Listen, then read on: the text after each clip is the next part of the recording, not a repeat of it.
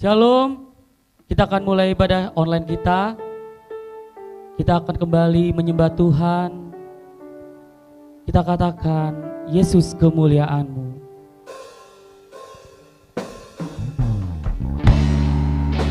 Haleluya Tuhan.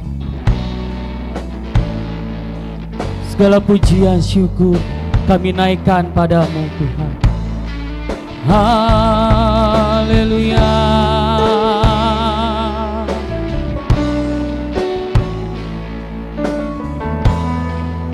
Mari dengan segenap hati kita katakan, segala pujian syukur bagimu. Kau hadir dalam hidupku. Kini ku datang sujud di hadapanmu, memujimu, menyembahmu. Yesus, ku menyembahmu. Segala pujian syukur bagimu. Kau hadir dalam hidupku. Kini ku datang sujud di hadapanmu, memujimu, menyembahmu. Yesus, ku menyembahmu. Mari kita katakan, Yesus kemuliaan. Haleluya. Yesus kemuliaan-Mu, pulihkan hatiku. Yesus, Yesus kemuliaan-Mu, berkati hidupku. Sekali kita katakan, Yesus, Yesus kemuliaan-Mu, pulihkan hatiku. Yesus kemuliaan-Mu, berkati hidup. Segala pujian syukur bagimu. Kau hadir dalam hidupku. Kini ku datang sujud di hadapanmu, memujimu, menyembahmu. Yesus, ku menyembahmu. Segala pujian syukur bagimu. Kau hadir dalam hidupku. Kini ku datang sujud di hadapanmu, memujimu, menyembahmu. Yesus, ku menyembahmu. Segala pujian syukur bagimu. Kau hadir dalam hidupku. Kini ku datang sujud di hadapanmu, memujimu, menyembahmu. Yesus, ku menyembahmu. Yesus, kami menyembahmu Tuhan. Yesus, ku menyembahmu. Yesus,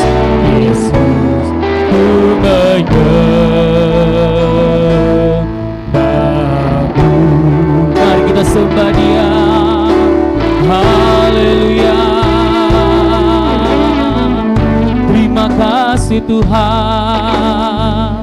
Segala pujian, hormat, syukur kami naikkan padamu Tuhan. Haleluya. Kau hadir dalam hidup kami Tuhan.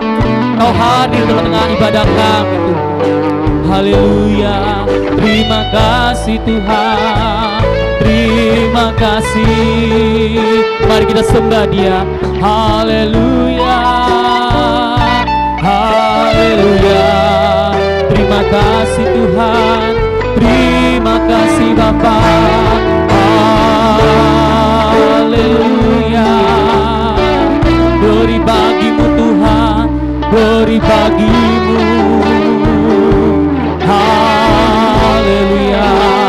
Terima kasih Tuhan. Terima kasih Tuhan. Haleluya. Haleluya.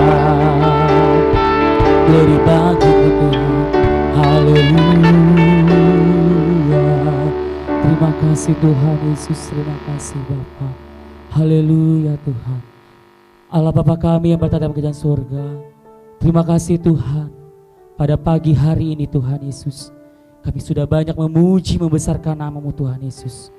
Kami akan mulai ibadah online kami Tuhan. Berkati Tuhan ibadah kami Bapa, dari awal, pertengahan, hingga pada akhirnya Tuhan Yesus.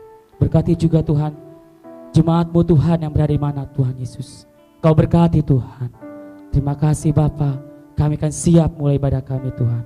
Berkati Tuhan hamba-Mu Tuhan yang akan menyampaikan firman-Mu Tuhan Yesus. Dalam nama Tuhan Yesus Kristus kami sudah berdoa dan mengucap syukur. Haleluya. Amin. Langit dan bumi akan lenyap, tapi kasih Tuhan tidak akan pernah lenyap. Jadi Dia, Ia dan Amin. Kita pujian dikatakan, Dia bumi akan berlalu.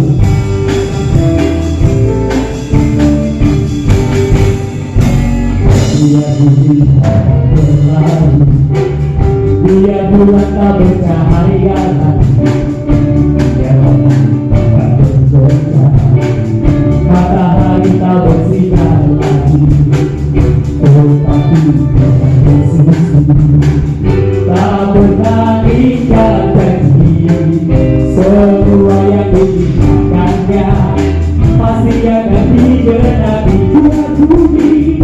Dia bumi akan berlalu. Dia bulan tak bercahaya lagi. Dia akan bergoyang. Matahari tak bersinar lagi. Tetapi Tuhan Yesus tak pernah ingkar janji.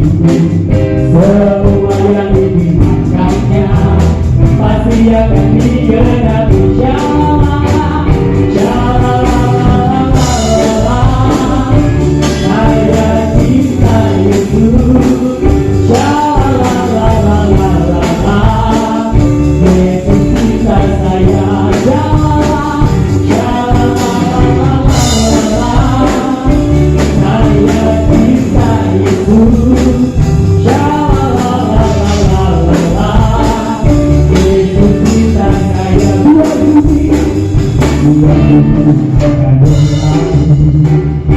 Dia bulan tak bercahaya lagi. Dia tak bergoyang. Matahari tak bersinar lagi. Tetapi Tuhan Yesus tak pernah ingkar janji. Semua yang diinginkannya pasti akan digenapi.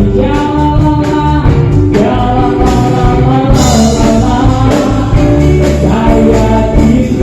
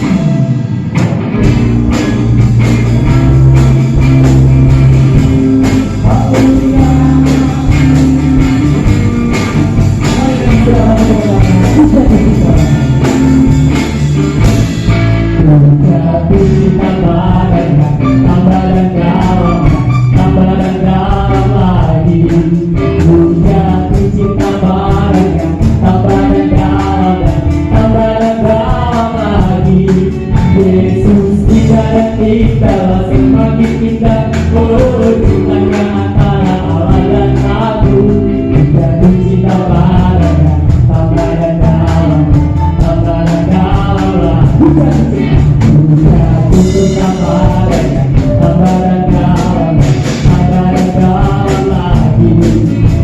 Jatuh cinta padanya, tambah dan dalam, tambah dan dalam lagi. Yesus segala cinta masuk makin kita. Oh, cintanya antara Allah dan aku, jatuh cinta padanya, tambah dan dalam, tambah dan dalam lagi.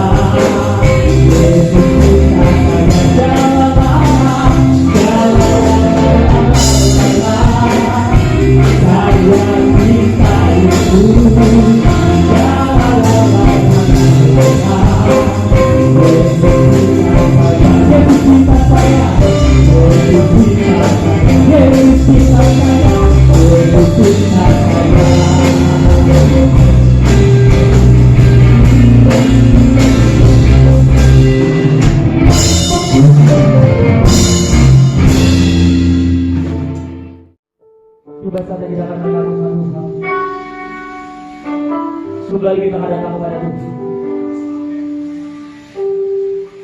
Kita akan menyembah, kita akan pujian mengalir dengan kuasa dan kudus.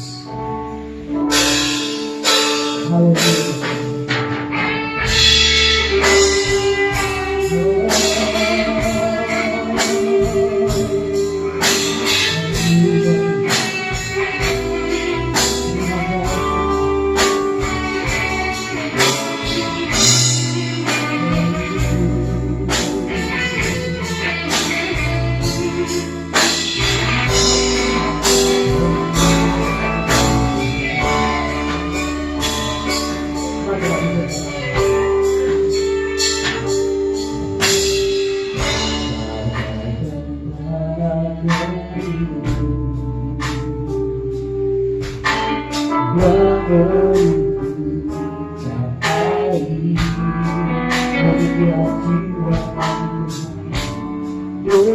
Demikianlah jiwaku, haus akan Tuhan itu, selalu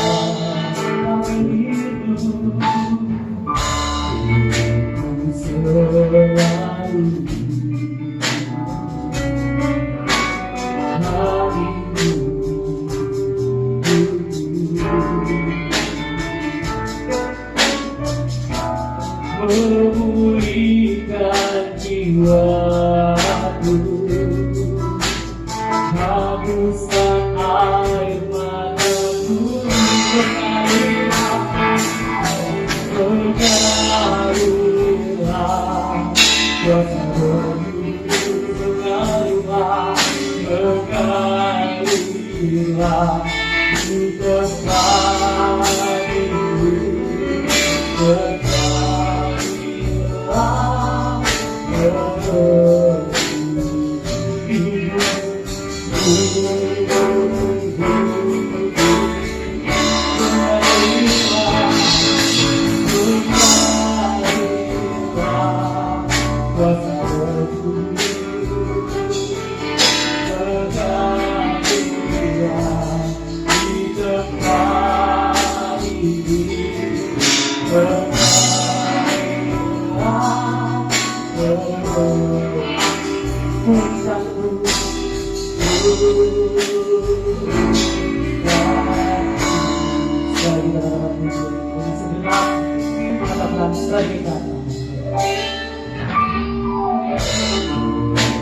selalu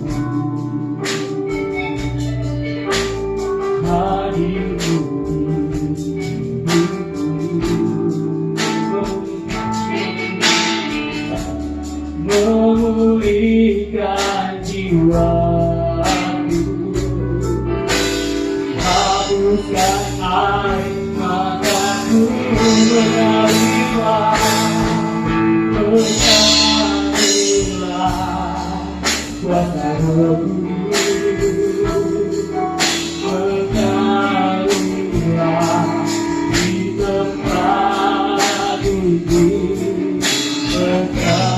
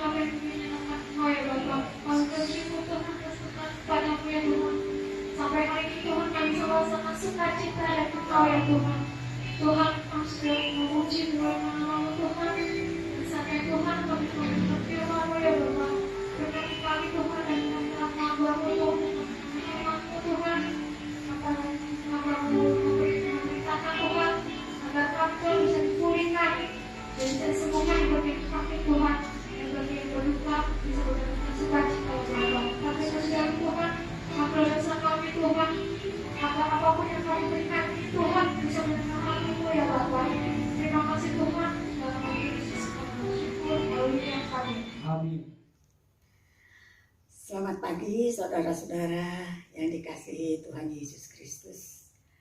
Pada pagi hari ini kita akan mendengarkan firman Tuhan yang bisa memberi kekuatan bagi iman kita dan menuntun kita dalam hidup kita. Kita akan baca Alkitab kita, Mazmur 81 ayat 8. Mazmur 81 ayat 8. Ya, demikian bunyi firman Tuhan. Dengarlah, hai umatku. Aku hendak memberi peringatan kepadamu, hai Israel, jika engkau mendengarkan aku. Nah, firman Tuhan mengatakan kepada kita supaya kita mau mendengar firman Tuhan, ya, dan mau mendengarkan apa yang Tuhan perintahkan. Di Mazmur 81 ayat 13 sampai 15, demikian bunyi firman Tuhan. Sekiranya umatku mendengar aku, sekiranya Israel hidup menurut jalan yang kutunjukkan,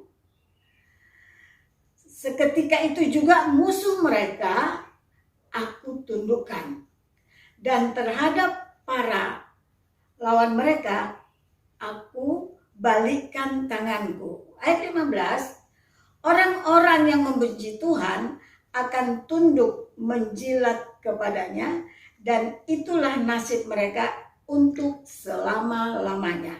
Puji Tuhan. Bagaimana firman Tuhan ini begitu mengingatkan kita supaya kita mau mendengarkan kebenaran firman Tuhan. Kalau kita mau mendengarkan firman Tuhan dan melakukan apa yang dikatakan oleh Tuhan, dia katakan bahwa musuh-musuh kita semua akan ditundukkan oleh Tuhan. musuh kita itu banyak sekali, musuh-musuh secara jasmani, musuh-musuh secara rohani, ya termasuk juga segala penyakit, virus-virus dan segala macam yang ada di dunia ini yang akan menyerang kita sebagai orang percaya. Kalau kita mau mendengarkan kebenaran firman Tuhan ini dan mau melakukannya, maka Tuhan katakan musuh kita itu kan ditundukkan, sehingga musuh itu akan menjilat kepada kita bahwa dia takluk. Haleluya, takluk semua musuh itu kepada kita. Ya, kenapa? Bukan karena kita kuat, bukan karena kita hebat, karena Tuhan. Karena Tuhan ada membela kita.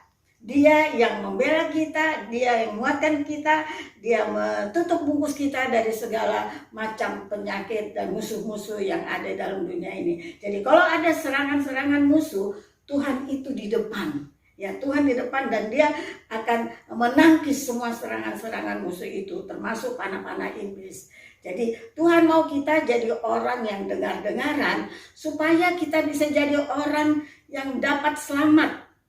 Ya, dapat selamat di dunia ini dan di akhirat. Jadi pemenang. Itu terjadi juga dalam kehidupan jasmani dan kehidupan rohani.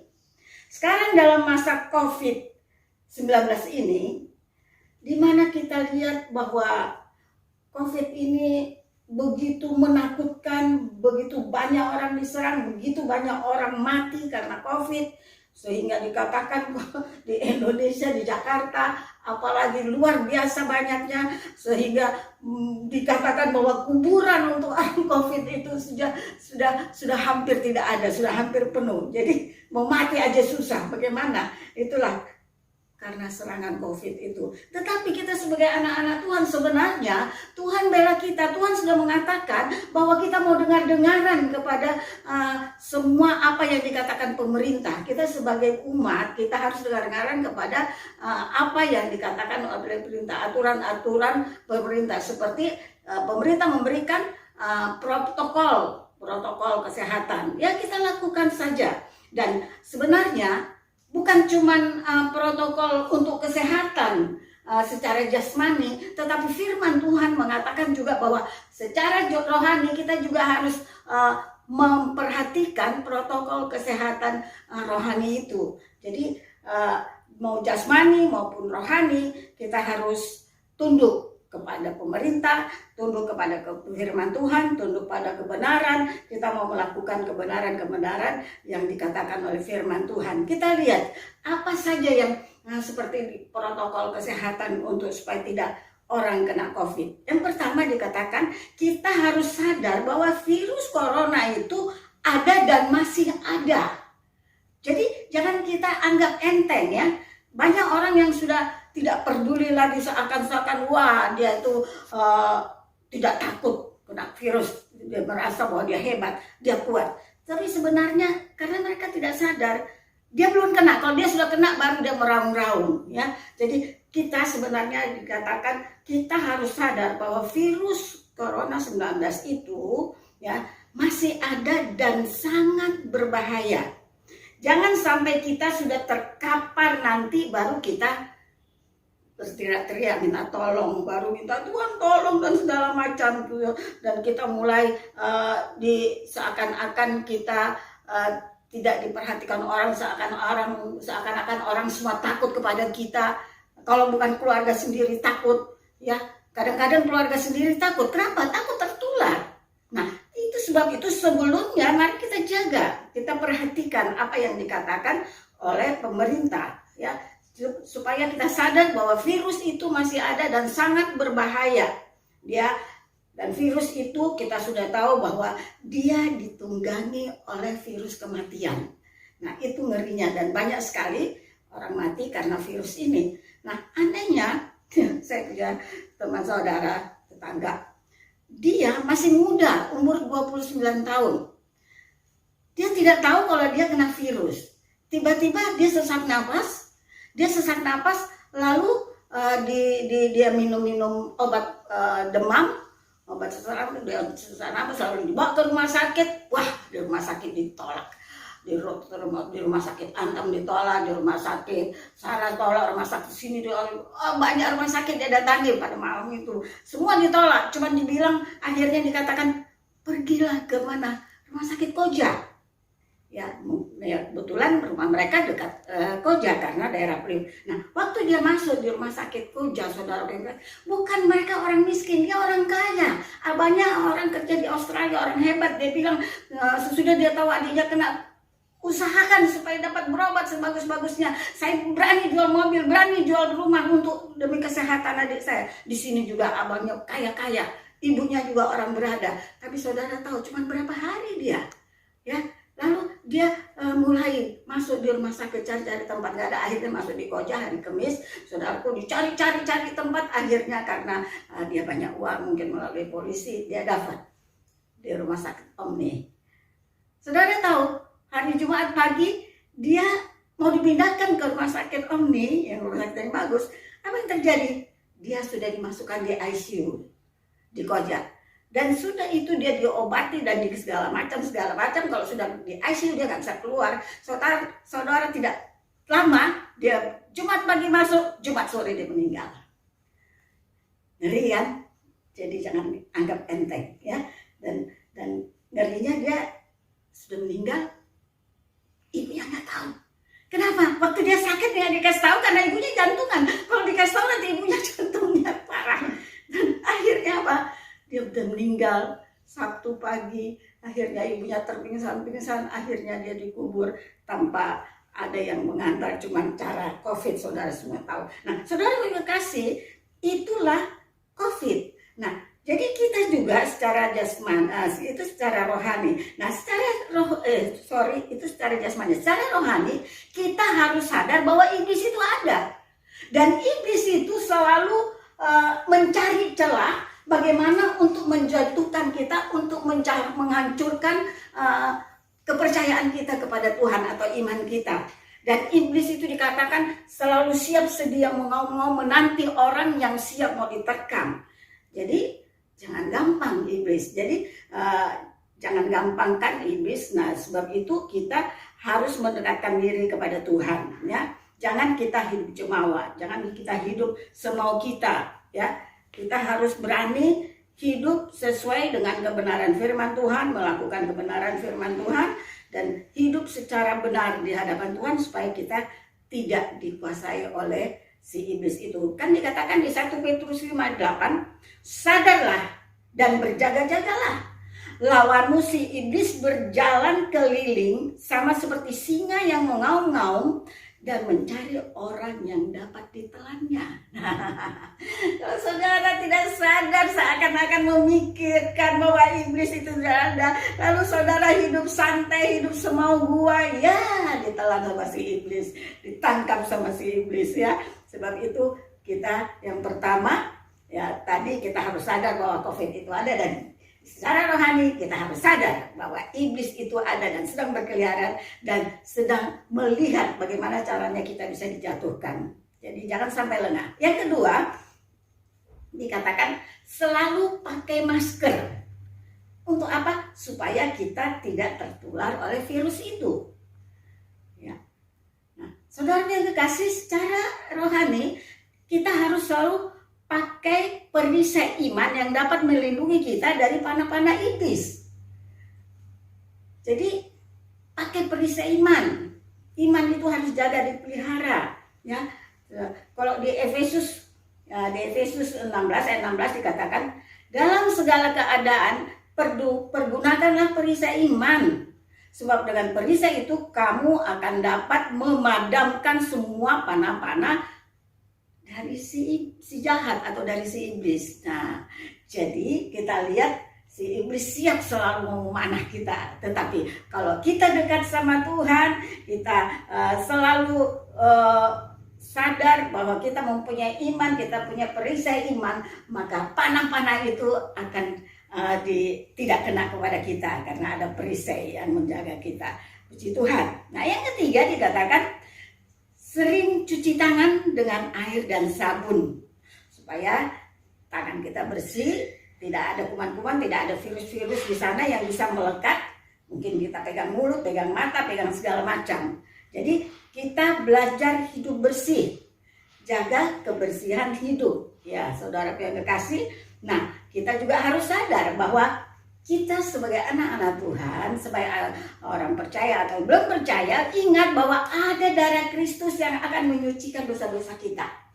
Firman Tuhan katakan, walaupun dosamu merah seperti kemisi, dia dapat bikin putih seperti salju.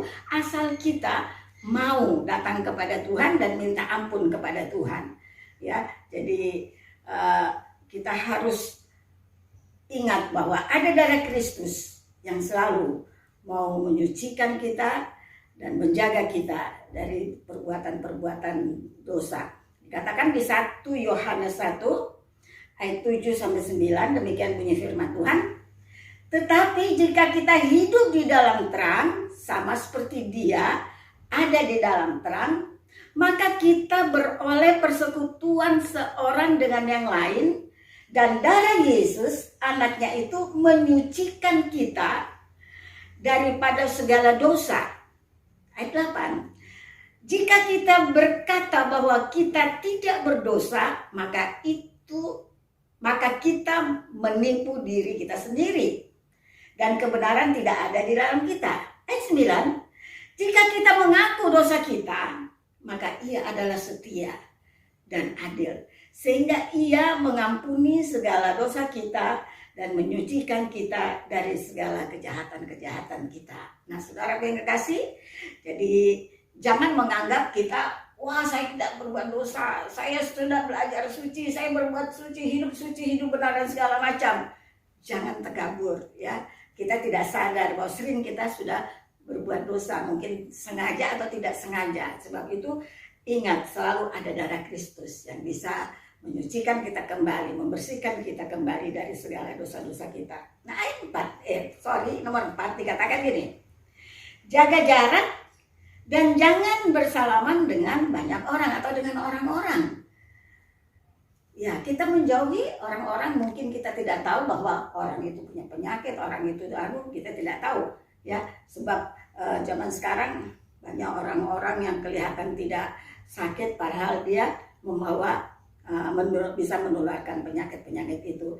Sebab itu dikatakan kita jauhi orang-orang yang hidup dalam dosa. Jangan, kalau kita sudah tahu orang itu hidupnya tidak benar, kita nggak usah bergaul akrab dengan mereka, kita nggak usah berteman dengan mereka, kita berusaha menjauh dari mereka. Sebab apa? Kalau kita terlalu dekat orang-orang yang selalu berbuat dosa, yang selalu berzina, selalu main judi dan segala macam, lama-lama kita ke bawah. Kita nggak sadar kita terbawa, ya.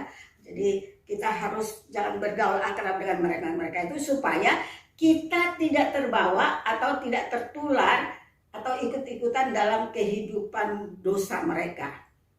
Kita lihat di dalam Efesus 4 ayat 27, dia katakan, dan janganlah beri kesempatan kepada iblis. Artinya, kalau kita selalu bergaul dengan orang yang suka berbuat dosa, orang yang suka melawan kebenaran firman Tuhan, orang yang tidak suka melakukan firman Tuhan dan anggap enteng kepada kebenaran firman Tuhan, akhirnya kita kebawa dengan mereka. Artinya jangan kita beri kesempatan kepada iblis. Waktu kita sedang baik-baik lalu kita berteman akrab dengan mereka, akhirnya kita kebawa. Ya, akhirnya kita kebawa. Jadi sebab itu jangan kita beri kesempatan kepada iblis. Jangan beri celah. Jangan beri celah kesempatan kepada iblis untuk menuding kita, untuk membuat kita berbuat dosa. Puji Tuhan. Jadi itu sebabnya kita lihat bagaimana kebenaran-kebenaran dalam protokol kesehatan itu juga ada di dalam kerohanian kita. Ayat nomor 5 dikatakan, banyak diam di rumah. Kalau tidak terlalu penting, tidak usah keluar rumah. Di rumah sana banyak orang-orang yang dapat menularkan virus itu kepada kita.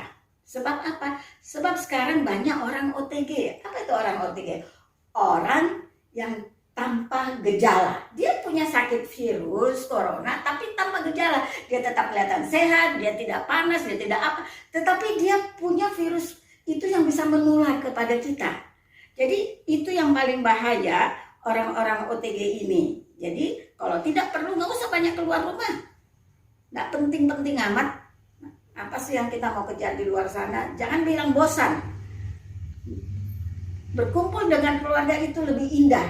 Kalau kita bisa mau mengaturnya, nah, akhirnya kita lebih dekat dengan anak kita suami istri lebih akrab. Jadi ada harmoni di dalam rumah tangga, menjadi home sweet home. Ya. Jadi kalau kita terlalu banyak keluar, bahayanya ya itu banyak orang OTG, orang tanpa gejala. Nah itu yang paling bahaya. Jadi secara rohani lebih banyak kita berkumpul dengan keluarga sendiri di rumah, banyak ibadah dan berdoa dengan keluarga di rumah, bangun imun kesehatan, bangun iman di dalam rumah tangga kita, dalam anak-anak dan keluarga kita. Jadi seperti Ibrani 10, katakan Ibrani 10 ayat 24 dan 25. Ibrani 10 24. Dan marilah kita saling memperhatikan supaya kita saling mendorong dalam kasih, dalam pekerjaan baik. 25. Janganlah kita menjauhkan diri dari pertemuan ibadah kita seperti dibiasakan oleh beberapa orang. Tetapi marilah kita saling menasehati dan semakin giat melakukan menjelang hari Tuhan mendekat. Puji Tuhan. Haleluya. Jadi kita lihat bahwa kita lebih baik berkumpul di rumah, kita bangun keharmonisan di dalam rumah tangga kita, ya. Lalu yang keenam dikatakan tingkatkan imun tubuh. Tingkatkan imun tubuh. Karena kalau tubuh kita imunnya baik, kita tidak mudah terserang virus corona itu. Dengan apa kita bisa meningkatkan imun tubuh itu? Dengan olahraga, berjemur matahari, minum minuman yang sehat, minuman ramuan-ramuan, makanan-makanan yang sehat, yang bergizi. Nah itu kita meningkatkan imun tubuh kita, ya, supaya tidak mudah kena serangan virus corona. Nah secara rohani kita mau meningkatkan iman kerohanian dalam hidup kita. Iman kerohanian kita perlu ditingkatkan. Ya, dengan cara apa? Dengan cara baca firman Tuhan, dengar firman Tuhan, karena dikatakan iman timbul dari pendengaran dari firman Tuhan. Nah, sebab itu mari kita tingkatkan iman kita dengan baca firman Tuhan, memperhatikan firman Tuhan, lakukan firman Tuhan, ajarkan anak-anak kita, keluarga kita untuk baca firman Tuhan, mendengar firman Tuhan dan berdoa bersama-sama memuji, memuliakan Tuhan, ya, menyembah Tuhan, untuk meningkatkan imun rohani kita dan imun rohani semua keluarga kita, anak-anak dan keluarga kita. Supaya kita tidak mudah cemas, tidak mudah takut, tidak mudah bimbang, tidak mudah kena virus dan segala macam. Sampai kapan? Sampai secara jasmani, sampai virus itu hilang. Gak tahu kapan. Kita tidak tahu kapan. Dikatakan sekarang sudah ada vaksin-vaksin. Itu kita belum tahu kebaikan atau kebenaran vaksin itu. Itu vaksinnya baik atau vaksinnya asal aja kita nggak tahu. Ya, jadi jangan terlalu berharap kepada vaksin-vaksin itu. Lebih baik kita menjaga imun tubuh kita. Sampai kapan kita menjaga, meningkatkan kerohanian kita dalam rumah tangga kita, keluarga kita? Ya, sampai Tuhan Yesus datang. Gitu. Sampai Tuhan Yesus datang, kita harus jaga kerohanian kita. Kita harus terus pelihara imun atau iman kita, supaya iman kita makin hari makin bertumbuh, kita makin hari makin mencintai Tuhan, makin hari makin mengenal Tuhan, makin hari makin tahu apa keinginan atau kehendak Tuhan dalam hidup kita, makin hari kita mengenal cinta Tuhan dan kita makin mencintai Tuhan, makin hari kita makin setia, makin hari kita makin kudus, makin akhirnya kita masuk dalam kesempurnaan gereja. Akhirnya kita sesudah masuk dalam kesempurnaan gereja, nanti kita masuk dalam penyingkiran 3,5 tahun, kita tidak tahu kapan, dan kita sudah lihat bahwa tanda-tandanya sekarang sudah ada, ya, di mana orang-orang sudah membesar-besarkan itu 666 dan segala macam. Puji Tuhan, mari kita meningkatkan kerohanian kita, imun rohani kita. kita mendekatkan diri kepada Tuhan.